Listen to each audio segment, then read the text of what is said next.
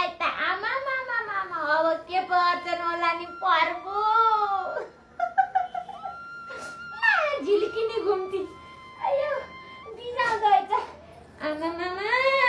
सुनगना कति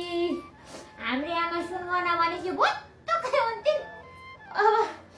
गाममा गएपछि यो सुनगना चाहिँ आमालाई दिनु पर्ला आमाले लाउनु भनेको मैले लाउनु जस्तै हो ल छिन चुरा गाममा आउँदा अरूले छिन बजाउँदै हिँडेका चुरा रहेछ ओहो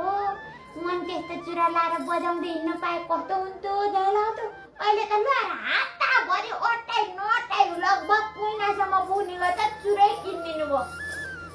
छिन चुरा हेर्नेहरूले पो लाएको देखिदिनु भाइ त्यस्ता चुरा त छिन